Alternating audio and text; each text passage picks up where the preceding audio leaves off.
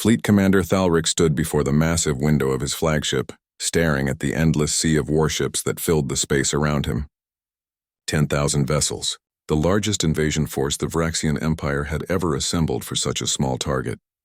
Each ship gleamed with deadly purpose under the light of Kelvaros Prime's twin suns. Behind him, his officers waited in silence. They knew better than to interrupt when the commander was thinking. "Show me the target again," Thalric said without turning around. A holographic display flickered to life in the center of the command deck. A blue and green planet rotated slowly in the air. Earth. It looked peaceful. Beautiful even. Thalric had destroyed dozens of beautiful worlds. Population? He asked. 8 billion, Commander, his intelligence officer replied. Spread across 7 major landmasses. They call themselves humans. Technology level? Primitive. They have basic satellites in orbit. Nuclear weapons, but very crude. Their fastest ships use chemical combustion. No energy shields detected. No plasma weapons. No faster-than-light capability. Thalric finally turned to face his crew. His scaled face showed something that might have been amusement. And yet the Emperor sends 10,000 ships to conquer them. Does this seem strange to anyone else? A younger officer spoke up nervously. The Emperor wants to send a message, sir. To the surrounding systems. He wants them to see what happens when the Empire decides to expand. Fear, Thalric said, nodding. Fear is a useful tool. He walked closer to the hologram, studying the rotating planet. How long to complete the subjugation? Our estimates suggest 72 hours, Commander. 3 days at most. Their weapons cannot penetrate our shields. Their missiles are too slow. It will be like crushing insects. Thalric had heard such confidence before. He had led 40 campaigns across the galaxy. He had conquered worlds that fought back with everything they had. He had watched civilizations fall. This would be no different. These humans would kneel or they would die. Prepare the fleet, he ordered. We depart in 1 hour.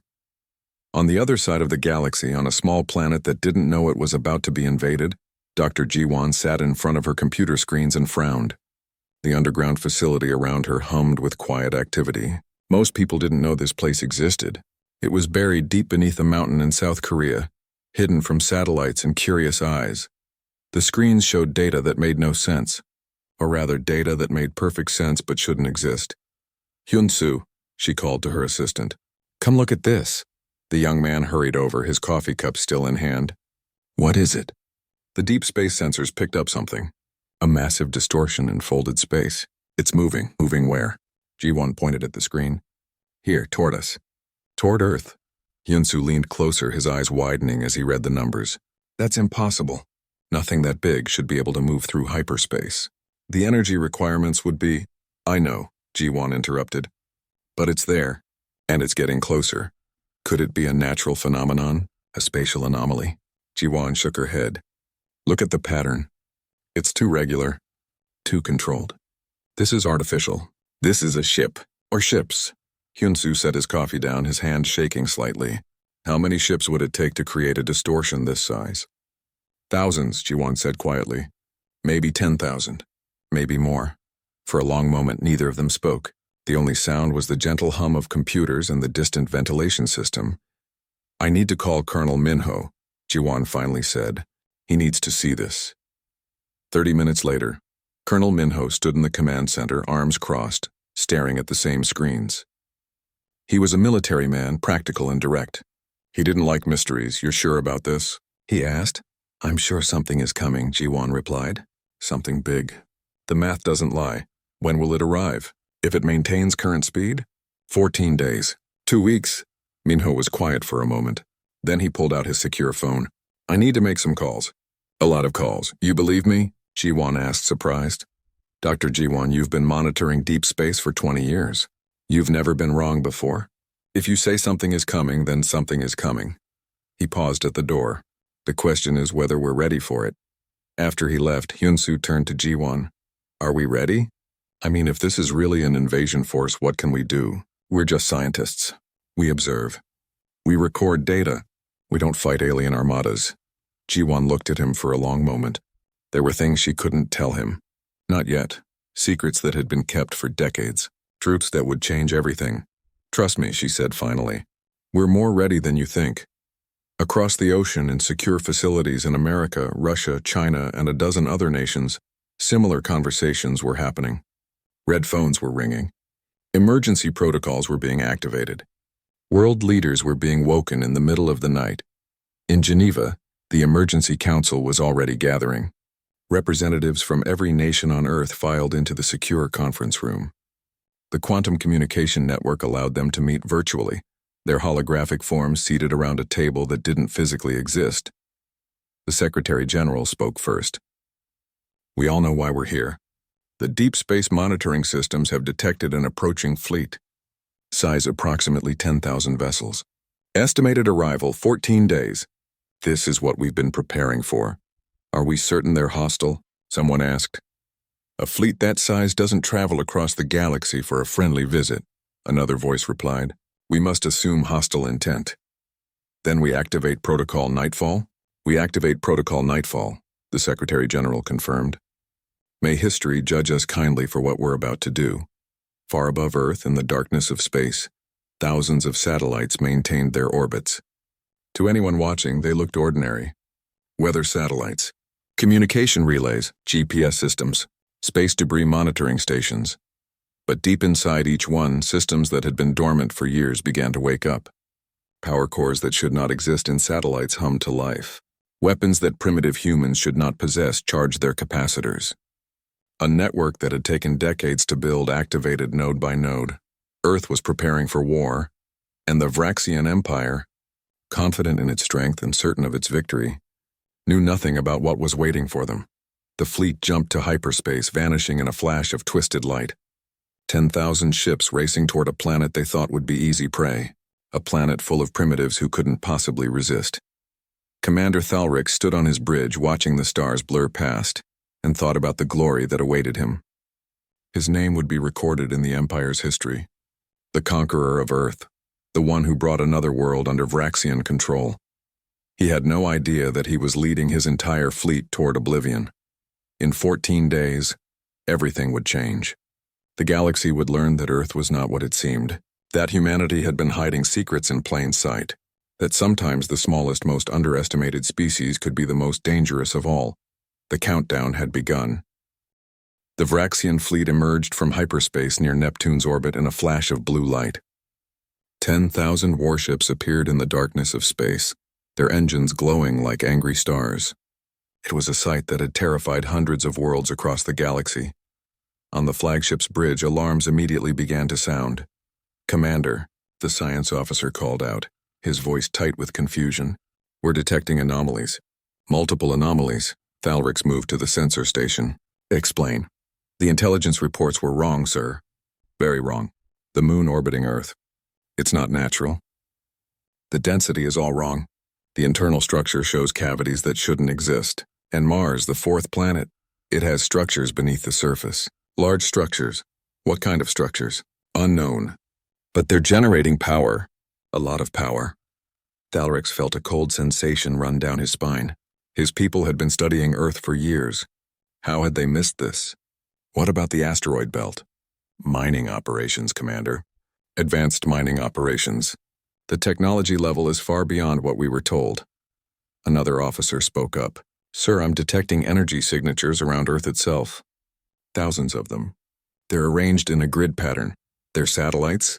If they're satellites, they're like nothing I've seen before. The energy readings are... Commander, these readings don't make sense. No primitive species should have power sources like this." Thalric stared at the tactical display. The blue planet rotated peacefully in the center, surrounded by thousands of small red dots. Each dot represented one of Earth's orbital platforms. They looked harmless. They looked like the simple satellites his intelligence had described. But the numbers his science officer was showing him told a different story. "Request permission to hold position." "Commander," his tactical officer said, "we should study these anomalies before we advance." Thalrix wanted to agree. Every instinct he had developed over 40 campaigns was screaming at him to be careful. But he thought about the Emperor watching from the homeworld. He thought about the message this invasion was supposed to send. Weakness would not be tolerated. "No," he said, "we advance. Perhaps the humans are using projection technology. making themselves look more dangerous than they are. It's a common bluff. But Commander, we advance. Prepare the fleet for attack formation. On Earth, in the underground facility in South Korea, Ji-won watched her screens as the Vraxian fleet appeared on sensors. 14 days. They had arrived exactly when her calculations predicted. They're here, she said quietly. Hyun-soo stood beside her, his face pale. How many? 10,347 vessels. They're holding position near Neptune. What do? We wait, Ji-won said. And we hope they make the smart choice. Colonel Minho entered the room, followed by Admiral Sun-hee. The admiral was a serious woman who commanded Korea's orbital defense platform, Jeju-7. She nodded to Ji-won. Status? Minho asked. They've arrived. They're scanning the solar system. Based on their behavior, they're confused. Our camouflage worked well, but now they're seeing hints of our real capabilities. Will they retreat? Sun-hee asked, unknown. We're about to find out. Ji-won pressed several buttons on her console, activating the quantum communication array, sending the warning message now. Light years away on the Vraxian flagship, a communication officer suddenly jumped in his seat. Commander, we're receiving a transmission from Earth. Put it through, Thalrix ordered. A voice spoke in perfect Vraxian language. The accent was flawless. The words were clear. Attention, Vraxian fleet. This is Earth Defense Command. Turn back. You are not prepared for what we have become. We do not wish to fight. We do not wish to kill. But we will defend ourselves. Turn back now while you still can. Silence filled the bridge. Every officer stared at the communication console. How do they know our language? Someone whispered. Commander, the science officer said, his voice shaking. The message includes mathematical proofs. Equations showing technological capabilities far beyond what we possess. These formulas shouldn't be possible. They're showing us things we don't even understand. Thalrix felt something he hadn't felt in decades. Fear. Real fear. But pride is a dangerous thing, and he had too much of it. It's a trick, he announced to his crew. They intercepted our communications. They learned our language. They're showing us false data to make us afraid. I've seen this before. Primitive species always try to look bigger than they are when a predator approaches. But the mathematical proofs are fabricated, designed to confuse us. These humans are clever, I'll give them that. But clever doesn't stop plasma cannons. Clever doesn't penetrate shields. He turned to his weapons officer. Charge all weapon systems. Prepare attack formation Delta. We're going to show these humans what happens when they try to deceive the Vraxian Empire. In Geneva, world leaders watched the quantum feed from the observatory. They saw the Vraxian fleet begin to move. The ships were spreading out, forming an attack pattern. They're not retreating, the Secretary General said. Then we defend, the Korean president replied. Activate Protocol Nightfall. Full authorization. Confirmed, said the American president. Confirmed, said the Russian premier. One by one, every nation confirmed. The vote was unanimous, God help us all, someone whispered. High above Earth, the orbital platforms received their activation codes. What had appeared to be simple satellites transformed. Panels opened. Weapon systems extended.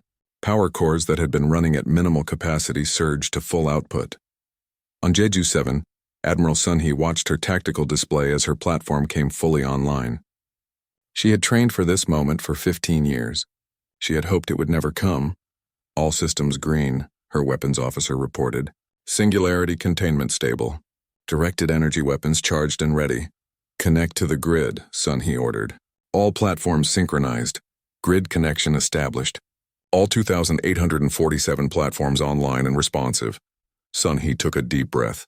She thought about her daughter, safe in Seoul, who believed her mother simply worked on weather satellites.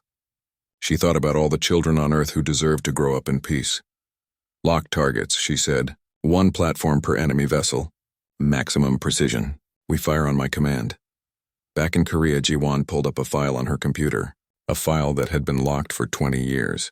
A file that Hyun-soo had never seen. I need to tell you something, she said to her assistant.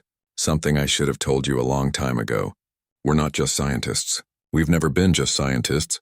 What do you mean? In 1957, a ship arrived on Earth, not human, alien. They were dying. Their entire species was dying from a plague they couldn't cure. But before they died, they gave us a gift. They gave us their knowledge. Their technology. Their warnings about what exists out there in the galaxy. Hyunsu stared at her.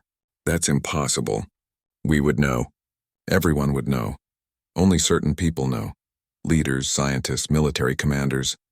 We kept it secret because humanity wasn't ready. We were still fighting each other. Still divided. We needed time to mature. Time to prepare. Time to build defenses without tearing ourselves apart fighting over the technology. So all of this? Hyunsu gestured at the facility around them. The sensors. The orbital platforms. It's all alien technology? It was alien technology. We learned it. Adapted it. Improved it. Those platforms in orbit, they're purely human now. Built with human hands from human understanding. We had good teachers, but we've become better students than they ever imagined. On the tactical display, the Vraxian fleet was accelerating. 5,000 ships broke formation and headed straight for Earth. The other 5,000 held back as reserves. Here they come, Colonel Minho said. Ji-won opened a communication channel. Admiral Sun-hee, are you ready? From orbit, Sun-hee's voice was calm. Ready, Doctor. Waiting for them to cross Mars orbit. How long? 4 minutes. Thalrix watched Earth grow larger on his view screen. The little blue planet that would make him famous. The primitive world that would fall in hours. His weapons were charged. His shields were at maximum. 5,000 of the Empire's finest warships were under his direct command. Victory was certain. It had to be. 2 minutes to Mars orbit, his navigator announced. Maintain speed. All ships prepare to fire on my mark. 1 minute 30 seconds they crossed Mars orbit and Earth's trap closed. The moment the Vraxian fleet crossed Mars orbit, every orbital platform around Earth fired simultaneously, but they didn't fire weapons. Not yet. Instead, 2,847 platforms released a pulse of energy that had never been used in combat before. The pulses connected, merged, and expanded. In less than a second, a sphere of altered spacetime enclosed the entire Vraxian attack force. On the flagship, every alarm on the bridge screamed at once. Commander, we've stopped! The navigator shouted. Engines are at full power, but we're not moving. Weapon systems offline. The weapons officer yelled. Shields are draining. I don't understand what's happening. Thalrix gripped his command chair as the ship shuddered. Through the view screen, he could see his other vessels. All of them were frozen in space, their engines burning uselessly against an invisible force. Analysis, he demanded. What is this? The science officer's hands flew across his console, but the readings made no sense. It's a containment field, Commander. But nothing like we've ever seen. They're manipulating spacetime itself. The energy requirements for something like this should be impossible. No species has this technology. Not even the Eternal Council. Not even the ancient builders. Break free. Thalrix ordered. Full power to engines. Emergency warp jump. Warp drives are offline, sir. Everything is offline. We're trapped. In the underground facility, Hyunsu watched the tactical display with wide eyes. Every Vraxian ship was highlighted in red, completely immobilized. It worked, he whispered. The containment field actually worked. Of course it worked, Ji-won said, though her voice was sad. We've tested it 100 times. We hoped we'd never have to use it for real. Colonel Minho spoke into his headset. All platforms status report. Voices came back from around the world. From Korea, from America, from Russia, China, Brazil, India, South Africa. Every platform reported the same thing. Containment stable. Targets immobilized. Ready for Phase 2. Minho looked at Ji-won. Doctor, you have command authority. This was your project. The decision is yours. Ji-won closed her eyes. She thought about the Keltheran, the dying aliens who had given Earth everything. They had been peaceful explorers who never developed weapons. That peace had made them vulnerable to the plague that killed them. They had died warning Earth not to make the same mistake. She thought about every simulation, every calculation, every sleepless night spent preparing for this moment. She thought about the 8 billion people on Earth who didn't know they were seconds away from war.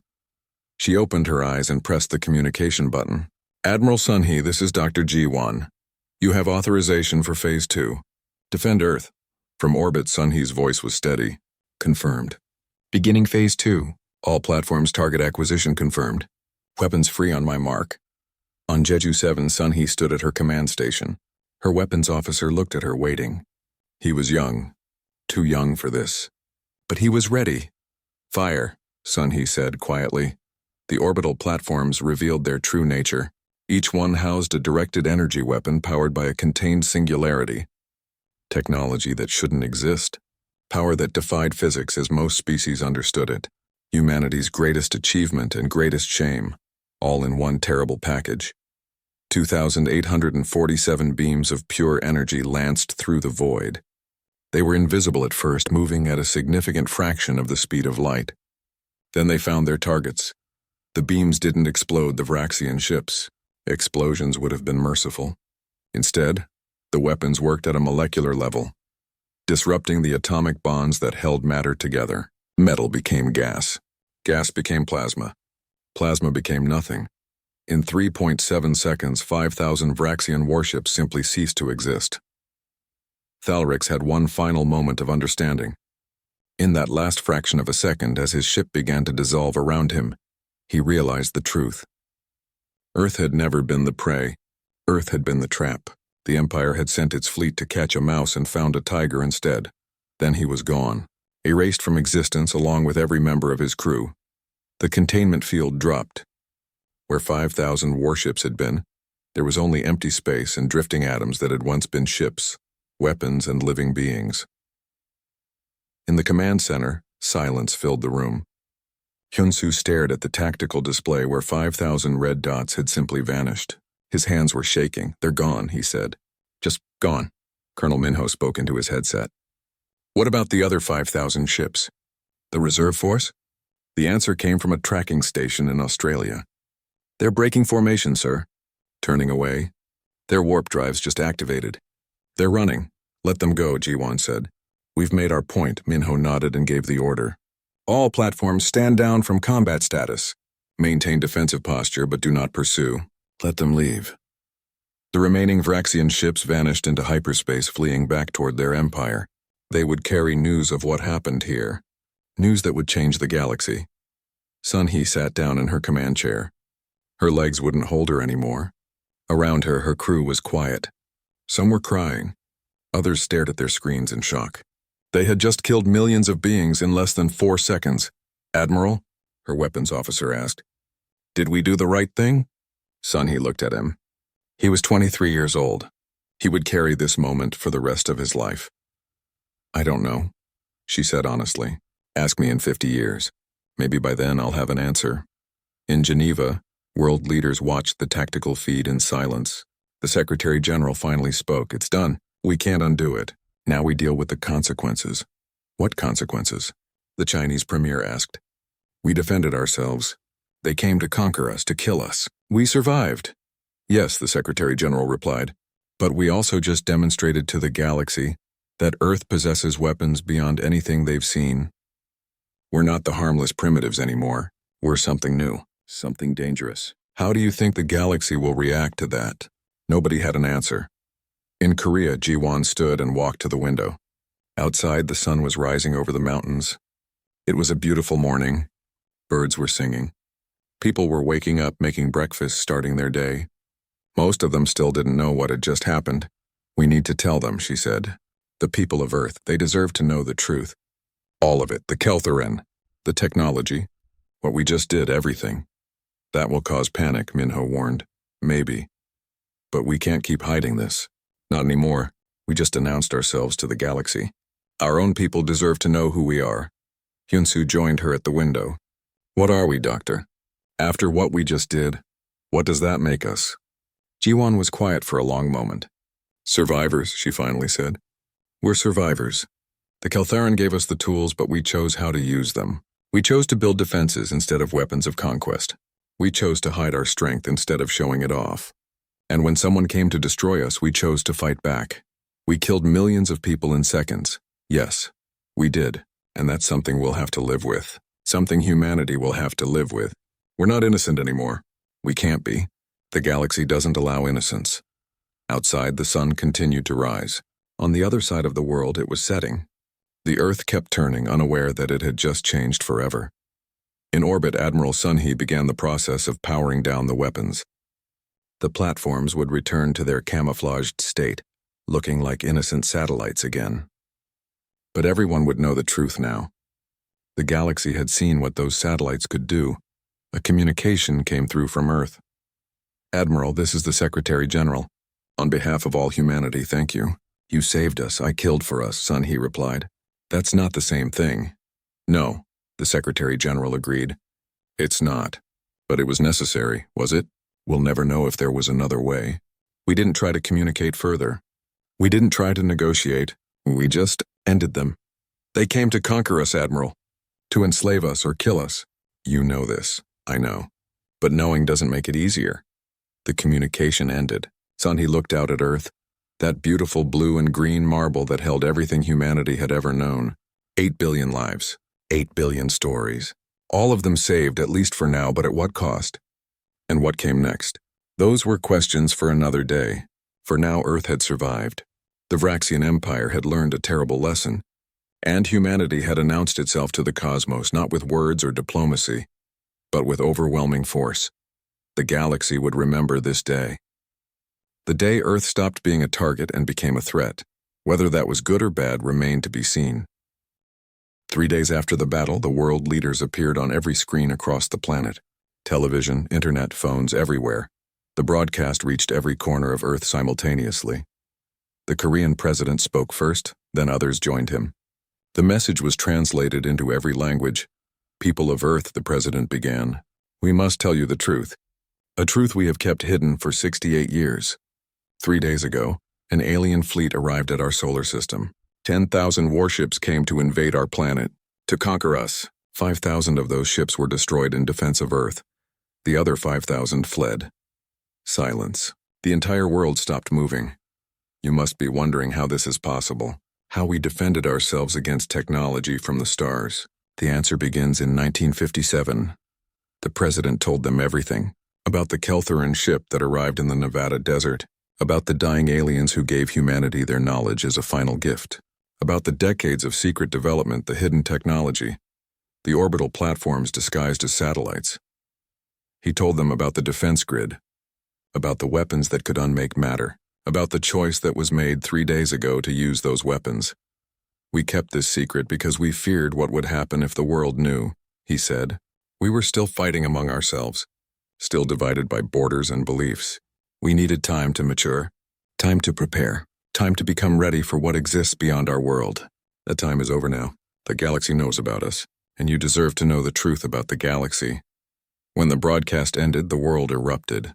Not in panic as the leaders had feared, but in 1,000 different reactions at once. Some people celebrated. Humanity had won.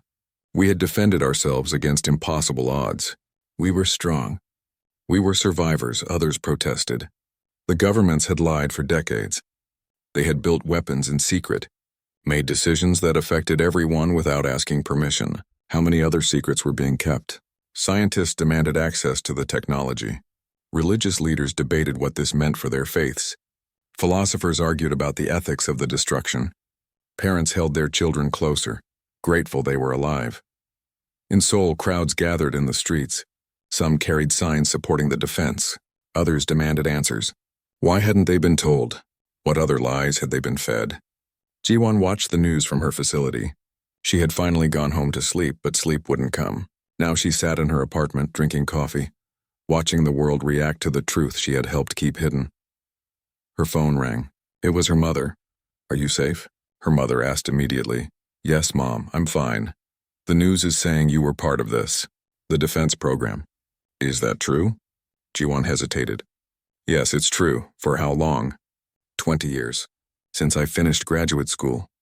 Her mother was quiet for a moment. Did you know this would happen? The attack? We knew something might happen eventually. We didn't know when. We hoped it never would. Are there more of them? More aliens? Yes, many more. Some friendly, some not. The galaxy is complicated, Mom. I don't understand any of this. I don't understand how the world can change so much in 3 days. I know. I'm sorry. I'm sorry we couldn't tell you. I'm sorry for all the secrets. Did you help build the weapons? The ones that killed all those aliens? Jiwon closed her eyes. Yes. I helped design the containment system. I'm responsible for what happened. Good, her mother said firmly. If you hadn't, we might all be dead or worse. Don't you dare feel guilty for protecting your home. Tears ran down Jiwon's face. It's not that simple. Yes, it is. You're my daughter. You're alive. Earth is safe. That's all that matters to a mother. After the call ended, G1 sat in silence. Outside her window, Seoul continued its endless motion. The city never slept, never stopped. Life went on. Her phone buzzed with a message from Colonel Minho. Meeting in 1 hour. Something you need to see. At the facility, G1 found Hyun-soo and several other team members gathered around a screen. They looked excited. What is it? She asked. Signals, Hyun-soo said. We're receiving signals from deep space. Dozens of them. From different star systems. Different civilizations. What do they say? Different things. Some are thanking us. The Vraxians apparently oppressed a lot of species. Some are offering alliance. Some are just curious, wanting to know more about us. Minho arrived with Admiral Sunhee. They both looked tired but alert. It's not all good news, Minho said. We've detected 3 signals that are clearly hostile. Species that see us as a threat now. And the Vraxian Empire itself has sent a message. What does it say? G1 asked. Sunhee pulled up the translation. The Emperor is dead. Executed by his own military for the disaster. The new government is suing for peace. They're offering reparations and territorial concessions. They're afraid of us. They should be, Hyun-soo muttered. That's the problem, Ji-won said. Fear breeds more conflict. If the galaxy fears us, they'll unite against us. We need to show them we're not conquerors. We're defenders, and how do we do that? Minho asked. We share our technology, selectively, defensive systems only. We offer protection to species that want it, but we don't force it on anyone. We become partners, not overlords. The military won't like that, Minho warned. Sharing our advantages. The military doesn't have a choice, Sunhee said quietly. Earth just proved it can destroy any fleet in the galaxy. We don't need advantages. We need allies, friends, trading partners. A reason for the galaxy to see us as something other than a threat. Over the next weeks, the world adapted to its new reality. The United Nations created a new council specifically for galactic affairs. Every nation had a voice. Decisions would be made collectively. Ji-won was appointed as one of Earth's first ambassadors. She accepted, though she wasn't sure she was the right person for the job. But as Minho pointed out, she understood both the technology and the stakes better than almost anyone. The government also revealed something else. The 47 Vraxian survivors who had escaped in emergency pods before their ships were destroyed. They had been recovered by Earth vessels and were being held in a secure facility in Switzerland. Public opinion was divided. Some wanted them returned to their homeworld immediately. Others wanted them put on trial for attempted genocide. A vocal minority wanted them executed. Ji-won requested to meet them. The facility was unlike any prison she had ever seen. It was more like a small apartment building, comfortable but secured. The Vraxians were being treated well, given food compatible with their biology, allowed to communicate with each other. One of them agreed to speak with her. His name was Vralix. He was young for his species, an engineer who had been assigned to one of the smaller vessels. They sat across from each other in a simple room. A translator device sat between them. Why did you come to Earth? Ji-won asked. Orders, Vralix said simply. The Emperor commanded. The fleet obeyed. That's how our empire works. No, did you want to conquer us? I didn't think about it. I'm an engineer. I fix things. I don't make policy. But you were part of it. You came to invade us. Vralix was quiet for a moment. Yes, I was part of it. I'm not proud of that now, but at the time I believed what I was told, that you were primitives. That resistance was impossible. That the Empire was bringing order to a chaotic galaxy. And now? Now I know we were wrong. About everything. Your technology is beyond ours. Your unity is something we never achieved. The Empire is built on conquest and fear. What is Earth built on? Ji-won thought about that. Hope, maybe. The hope that we can be better than our worst impulses. We don't always succeed, but we keep trying. I've been watching your news broadcasts, Vralix said. Your people are arguing about what to do with us. Some want us dead, some do, but they won't get their way. We're not executioners. We'll return you to your homeworld when it's safe, when we can be sure you won't be punished for surviving. Why? We came to destroy you. Because you're alive, and life matters. Even enemy life. Even alien life. That's something the Keltheran taught us before they died. Vralix studied her with his large dark eyes. The Keltheran. The species that gave you your technology. We have stories about them. They explored our space once long ago. They offered us knowledge, too. My people killed them and took their ship instead. And now your empire is falling apart while we're still here. Maybe there's a lesson in that. Perhaps. Fralix looked down at his hands. What happens now? To Earth, to the galaxy? I don't know, G1 admitted. We're all trying to figure that out. But I can tell you what I hope happens. I hope we find a way to coexist. Humans, Vraxians, and every other species out there. I hope we build something better than endless war. That's a nice dream. Dreams are important. They're what we build toward. When Jiwan left the facility, she felt different. Talking to Vralix had humanized the enemy, reminded her that those ships held people with lives and families and hopes. People who were following orders, just like she had been. It didn't make what happened right, but it made it more complicated. More real, she called Sunhee that evening. How are you doing? Not well, the Admiral admitted. I keep seeing it. The moment I gave the order, the moment they disappeared, me too. Does it get easier? I don't think it's supposed to. We did something terrible to prevent something worse. We get to live with that. Is that fair? 6 months had passed since the battle. Earth looked the same from space, but everything had changed. The first alien delegation arrived on a Tuesday morning. Not invaders this time, but visitors. The coalition of Rim worlds sent 42 representatives from 42 different species. They came in peace in ships that broadcast friendship signals on every frequency. G1 stood in the landing area outside Geneva, watching the ships descend. They were beautiful, each one different from the others. Some were sleek and silver, others were organic-looking, grown rather than built. One appeared to be made entirely of crystal.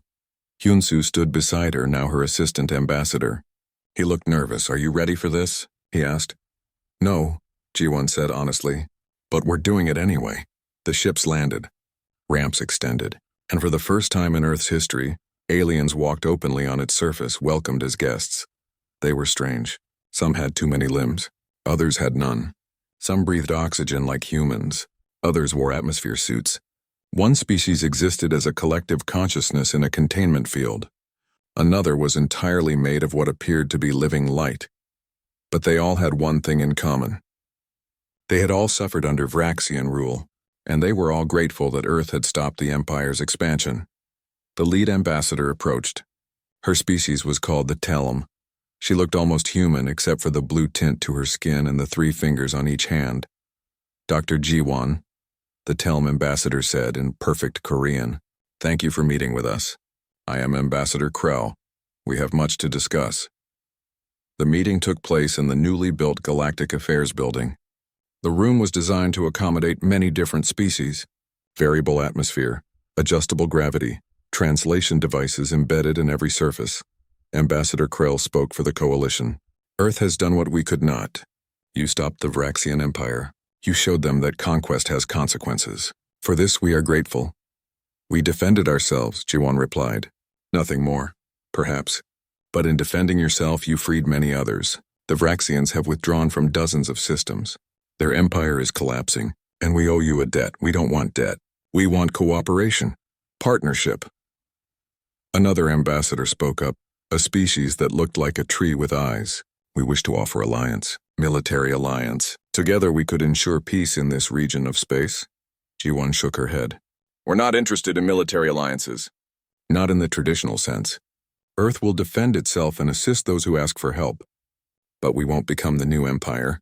We won't replace Vraxian rule with human rule. Then what do you propose? Krell asked. A defensive pact. We share our defensive technology with any species that agrees to mutual protection and non-aggression. You get the ability to defend your worlds. We get partners who won't try to invade us or each other. Everyone benefits, the room erupted in discussion. Some ambassadors were excited. Others were skeptical. The tree being spoke again. You would share your weapons? The ones that destroyed the Vraxian fleet? Defensive systems only, Jiwon clarified. The containment field technology. Energy shields. Early warning sensors, not the directed energy weapons. Those remain Earth's alone, as a deterrent against anyone who might think about starting another war. Why should we trust you? Another ambassador asked. You hide weapons in orbit. You destroyed 5,000 ships in seconds. How do we know you won't turn on us? It was a fair question. Jiwon had expected it. You don't know. Just like we don't know if we can trust you. Trust has to be built. So we start small. Exchanges of scientists, joint research projects, cultural exchanges. We learn about each other, then we decide if we can be partners. The discussions went on for days, debates, arguments, compromises. But slowly, an agreement took shape. The coalition of Rim Worlds and Earth would sign a mutual defense pact. Technology would be shared gradually with safeguards. Trade routes would open. Cultural exchanges would begin. It wasn't perfect, but it was a start. While the negotiations continued, something else was happening. The Vraxian Empire, broken and desperate, sent another message. This one was different. The new Vraxian government wanted peace. Real peace. They offered to open their archives to share information about the galaxy. They admitted their crimes. They asked for forgiveness. The question came to Jiwan and the other ambassadors. What should Earth's response be? Sun He joined the discussion. She had left the military and now taught at the new Galactic Defense Academy in Busan. But her opinion still mattered. We should accept, Sun He said, not because they deserve forgiveness, but because peace is better than continuing the cycle of violence. They tried to destroy us, someone argued. Yes, and we destroyed them. We won. Now we can choose what comes next. We can choose revenge, or we can choose something better. Colonel Minho, now retired and writing his memoir, agreed. The Vraxians aren't a threat anymore. Their empire is gone. Their fleet is scattered. They're asking for peace. We should give it to them. With conditions. With oversight. But we should give them a chance to be better than they were. Jiwan thought about Vralix, the young engineer she had spoken to months ago. He was back on his homeworld now, along with the other survivors. He had sent her a message recently. The Vraxian people were changing. Many were glad the empire had fallen. They wanted to build something new. We accept their offer, Jiwan finally said, but we verify everything. We remain cautious, and we make it clear that any aggression will be met with the same response as before. The vote was close, but it passed. Meanwhile, Earth was preparing for its first deep space expedition. A ship called Keltheran's Gift was being built in orbit. It would travel to the Keltheran homeworld, to pay respects to the species that had saved humanity without asking for anything in return. Doyen, the pilot who never got to fly during the battle, volunteered to command the mission. He was joined by a crew of scientists, including Jiwan. The day before departure, Jiwan visited her mother in Seoul. You're really going out there? Her mother asked. Into space? To another star? Yes, it's important. The Keltheran saved us. We need to honor that. When will you be back? 6 months. Maybe longer. The journey is far. Her mother hugged her tightly. The galaxy seems so big now. So dangerous, it is. But it's also full of wonders. The ambassadors I've met, they're not so different from us. They have families, dreams, fears. They're just trying to survive like we are. Promise me you'll be careful. I promise. The next day, Keltheran's Gift left Earth orbit. Doyen sat in the command chair, Jiwan beside him in the science station. The crew of 30 represented 12 different countries. A truly international mission. Engaging warp drive, Doyen said calmly. Next stop, the Keltheran system. The stars blurred, space folded, and Earth's first starship began its journey into the galaxy. The Keltheran homeworld was beautiful and sad. Cities that had been magnificent now stood empty. Gardens grown wild. Technology still functioning, but no one there to use it. The crew spent a week exploring, taking recordings, learning about the species that had saved them. In the central city, they found a monument. A message left behind in multiple languages, including one they recognized as an early attempt at human writing. The message was simple. To whoever finds this, we were the Keltheran. We explored the stars with wonder and curiosity. We made friends across the galaxy. We helped where we could. We learned from others and shared what we knew. We made mistakes, but we tried to do good. When our end came, we chose to leave a gift rather than nothing at all. We hope whoever receives it uses it wisely. We hope you find peace among the stars. We hope you remember us. Jiwon read the message with tears in her eyes. These beings had died alone, far from home, giving everything to a species they barely knew. We remember you, she said quietly. We'll make sure the galaxy remembers you. The crew placed their own monument beside the Keltheran one, a simple stone with words in every Earth language. Here lie the Keltheran, our teachers and saviors. They gave us the stars. We will honor their memory by being worthy of the gift. When Keltheron's gift returned to Earth, everything was different. The coalition treaty had been signed. The Vraxian peace agreement was in place. Earth had 3 embassies off-world and hosted 5 alien embassies in Geneva. Trade was beginning. Cultural exchanges were happening. Humanity was no longer alone in the universe. And the universe was learning that humanity was more than just weapons and defense. They were builders, teachers, partners. Jiwan stood before the UN Galactic Council and presented Earth's vision for the future. "We were given a gift by those who came before," she said. "Knowledge, technology, a chance to survive. We use that gift to defend ourselves when necessary. Now we want to use it to build something better. A galaxy where species cooperate instead of conquer, where knowledge is shared instead of hoarded, where peace is the default, not the exception." "You speak of ideals," an alien ambassador said. "But ideals don't survive contact with reality." "Maybe not," Jiwan agreed. "But they give us something to strive for." The Keltheron were idealists. They died because of it. But their idealism also saved an entire species. Our species. So maybe idealism isn't weakness. Maybe it's the strongest thing we can be.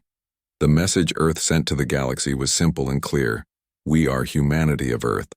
We were given a gift by those who came before.